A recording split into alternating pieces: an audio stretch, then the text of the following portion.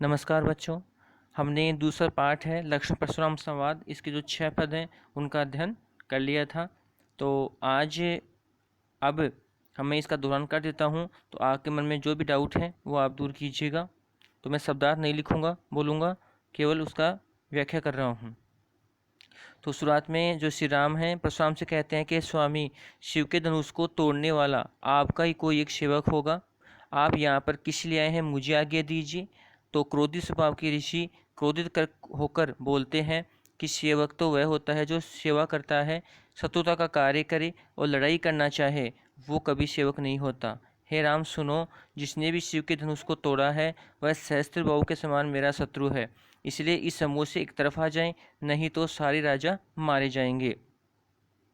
सुनी मुनि ऋषि की ये परशुराम की बातें सुनकर लक्ष्मण मुस्कुराने लगते हैं और परशुराम का अपमान करते हुए बोलते हैं कि हमने बचपन में बहुत से धनुष तोड़ डाले थे, तब तो हमारे ऊपर इस तरह किसने क्रोध नहीं किया। आपका इसी धनुष के ऊपर इतना लगाव क्यों, किस वजह से है, किस कारण से है। तो भृगुकुल के तो नहीं, परशुराम क्रोधित होकर कहते हैं कि हे राजा के पुत्र, मृत्यु के वश में होने के कारण तुम्हें ये होश ही नहीं है कि तुम क्या बोल रहे हो। ये सारा संसार जानता है कि शिव का धनुष कोई सामान्य धनुष नहीं है। तो लक्ष्मण ने हंसकर कहा कि हे देव सुनो, हमने तो यही जाना है कि सभी धनुष एक समान होते हैं। पुराने धनुष को तोड़ने में क्या तो क्षति और क्या लाभ। राम ने इसे नए के भरोसे देखा था और ये छूते ही टूट गया, इसमें उनका कोई दोष नहीं। हे ऋषि, आप बिना वजह ही, बिना कारण ही इतना क्रोध क्यों कर रहे हो। तो परशुराम वे अपनी परसे की ओर देखकर बोलते हैं कि हे मूर्ख, क्या तुमने मेरे स्वभाव के बारे में नहीं सुना है। मैं तुम्हें बालक समझ करके तुम्हारा वध नहीं कर रहा, और मुझे केवल सामान्य सा ऋषि ही मत जानो। मैं बाल ब्रह्मचारी और अत्यंत क्रोधी स्वभाव का हूँ। सारा संसार जानता है कि मैं क्षत्रिय कुल का नाशक हूँ। मैंने अपनी भुजाओं के बल पर इस भूमि को राजाओं के बिना कर दिया है और अनेक बार उस भूमि को ब्राह्मणों को दान कर दी है। हे राजा के कुमार, मेरी परसे परसे को देखो, जो सहस्त्र बाहुओं की भुजाओं को भी काटने वाला है। हे राजा के पुत्र, तुम अपने माता पिता को सोच में विवश क्यों करना चाहते हो। जो मेरा परसा है इतना भयंकर है कि जो माँ के गर्भ में पल रहे भ्रूण को भी नष्ट कर देने वाला है। तो परशुराम की बात सुनकर लक्ष्मण हंसकर मधुर वाणी में बोलते हैं कि अरे ऋषि, आप तो अपने आप को महान बलशाली मान रहे हो और बार बार मुझे अपना परसा दिखा रहे हो, और ऐसा चाहते हो फूंक से पहाड़ को उड़ा दोगे।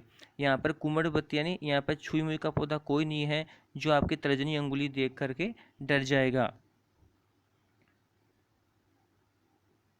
आगे है कि मैंने आपके हाथ में ये जो परसा है, धनुष और तीर देकर जो कुछ भी अभिमान पूर्वक मैंने कह दिया है, और अब मैंने देखा कि आप भृगु ऋषि के पुत्र हैं और आपने जनेऊ धारण कर रखी है, तो इसलिए अब जो कुछ और कहना चाह रहा था उस क्रोध को मैंने रोक कर रखा है। क्योंकि देवता, ब्राह्मण, भक्त और गाय, इन पर हमारे वंश में वीरता दिखाई नहीं जाती है। अगर मैं आपका वध करता हूँ तो मुझे पाप लगता है कि मैंने एक क्षत्रिय होकर ब्राह्मण का वध कर दिया। हारता हूँ कि मेरे का अपयश फैलता है कि मैं ब्राह्मण के हाथों क्षत्रिय हूँ जो हार गया हूँ। और अगर मैं मरता हूँ तो आपके पैरों में मुझे गिरना पड़ेगा। आपके जो वचन है वो करोड़ों वज्र के समान हैं, कठोर हैं। आपने व्यर्थ में धनुष, तीर और फरसा धारण कर रखा है।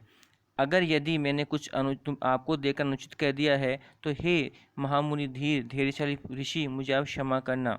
तो फिर जो परशुराम हैं उन लक्ष्मण की बातें सुनकर क्रोधपूर्वक गंभीर वाणी में बोलते हैं। क्या बोलते हैं कि हे विश्वामित्र सुनो, ये बालक है, ये मंदबुद्धि का है और ये कुटिल और काल के वश में होने के कारण से अपने ही वंश का नाश करने वाला है।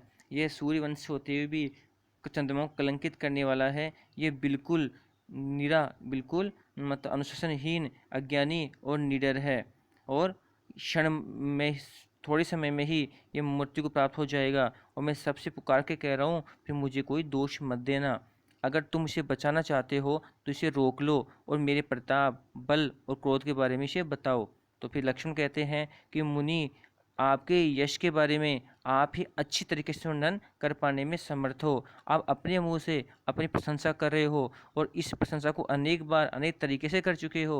अगर अभी आपको संतोष नहीं हुआ है तो आप वापस कह लो, और इस क्रोध, इस असहनीय दुख को आप मत सहन करो। आप एक वीरता को धारण करने वाले, एक शांत स्वभाव के धैर्यशाली हो, और गाली देते हुए आपको ये शोभा नहीं देता है।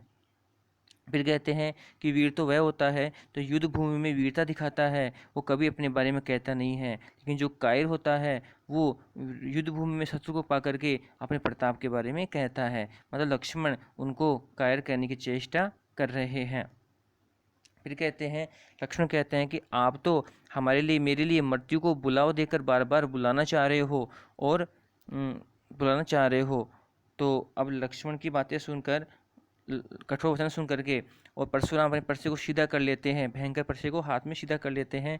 और अब कोई व्यक्ति मुझे दोष मत देना, क्योंकि एक कटु वचन कहने वाला बालक मरने योग्य हो गया है। मैं इसे बालक समझ करके बहुत देर से बचा रहा था, लेकिन अब ये सच में ही मरने योग्य हो गया है। हे विषम तो अब विश्वामित्र कहते हैं कि क्षम्य अपराधु, कि आप इस बालक के अपराध को क्षमा कर दो, क्योंकि जो साधु होते हैं वो बालक के गुण और दोषों के बारे में ध्यान नहीं देते। तो परशुराम कहते हैं कि मेरा परसा इतना कठोर है, पेना है, धारदार है, और मैं क्रोधी स्वभाव का निर्दयी हूँ, और मेरे आगे मेरे गुरु का अपराधी खड़ा है, फिर उत्तर पे उत्तर दे रहा है। अब तो मैं इसे बिना मारे नहीं छोड़ूंगा। हे विश्वामित्र, आपके शील आसन के कारण से मैं इसे बचा रहा था, नहीं तो यहीं पर अपने इस कठोर परसे से इसे काट देता, और अपने गुरु के ऋण से थोड़े से श्रम से ही मैं ऋण मुक्त हो जाता। तो परशुराम की बातें सुन करके और विश्वामित्र हैं वो मन में ही कहकर हंसते हैं कि ऋषि को तो हरा ही हरा सूझ रहा है, सभी को एक समान ही समझ रहे हैं कि जिन क्षत्रियों को इन्हें मारा था उन्हीं के समान इनको मान रहे हैं। इन्हें ये नहीं पता कि इनके सामने जो खड़े हैं बालक है वो कोई खांड से बने, गन्ने से बने हुए नहीं हैं, और ये तो एक लोहे की तरह मजबूत हैं। और इस बात को समझ कर भी नासमझी कर रहे हैं, इस बात से नासमझी कर रहे हैं। तो आगे है, लक्ष्मण कहते हैं कि हे ऋषि, आपके शीलासन के बारे में कौन नहीं जानता, मतलब पूरा संसार जानता है। माता पिता के ऋण से तो अब अच्छी तरीके से पहले ही मुक्त हो चुके हैं, अब गुरु का ऋण शेष बच रहा है, तो इसलिए आप मन में सोच रहे हैं, और उस ऋण को आप हमारे ही माथे मढ़ना चाहते हैं। बहुत दिन बीत गए होंगे, उस गुरु के ऋण का ब्याज बढ़ गया होगा, तो आप अब तुरंत ही हिसाब करने वाले को बुला लीजिए, ताकि मैं थैली खोलकर उस ऋण का भुगतान कर दूँ। तो सुनी कटु वचन कुटा सुधारा। तो परशुराम के कटु वचन लक्ष्मण के कटु वचन सुन करके परशुराम ने अपने परसे को सीधा कर लेते हैं, और ये देखकर सारी सभा के लोग घबरा जाते हैं, चिल्लाने लगते हैं। लेकिन लक्ष्मण फिर कह रहे हैं कि हे भृगुवर, हे परशुराम, आप मुझे अपना परसा दिखा रहे हो, और मैं आपको ब्राह्मण समझ करके और नृपद्रोही, एक राजद्रोही होने से बचने का प्रयास कर रहा हूँ। आपका कभी युद्ध भूमि में एक वीर से सामना नहीं हुआ है। हे ब्राह्मण देवता, आप घर ही घर में बड़े हुए हैं। ये सब सुनकर के वहाँ मौजूद लोग कहने लगे, ये अनुचित कह रहे हो, और श्री राम ने आंखों के इशारों से लक्ष्मण को मना करते उन्हें रोकते हैं। लक्ष्मण के उत्तर परशुराम के क्रोध को आहुति के लक्ष्मण के उत्तर परशुराम की क्रोध रूपी अग्नि को आहुति के समान बढ़ा रहे थे, और उस क्रोध को बढ़ते हुए देख करके जल के समान शीतल वचनों से श्री राम बोलते हैं। तो इस तरह से जो अपना पाठ है उसका मैंने एक बार दोहरान है वो कर दिया है, जो अपने जो 6 पद थे, और एक एक पद का मैंने अलग वीडियो बनाया था, तो 6 पदों का हमने अध्ययन वैसे भी कर लिया था, और आज मैंने इसका पूरे का 6 पदों का एक बार शॉर्ट में व्याख्या के रूप में इसका दोहरान कर दिया है, ताकि जो भी कुछ आपके मन में शंका थी वो अवश्य ही दूर हुई होगी, और मेरा प्रयास तो यही था। और बाकी आप इसे एक बार दोबारा देख लीजिएगा, उन जो जो एक अलग अलग पद वाइज जो वीडियो थे उनको ध्यान से देखना, और उनको अच्छे से समझने के बाद इस वीडियो को देखना, ताकि एक बार इसका रिवीजन हो जाएगा। अगली वीडियो में मैं आपको इस व्याख्या करने के जो संदर्भ है, प्रसंग है, विशेष वाला है, वो मैं आपको बता दूंगा, जिससे कि आप इस पाठ का भी जो होमवर्क है वो आप समय से कर लें। और फिर अगले वीडियो में जो इनके अभ्यासात प्रश्न है वो मैं आपको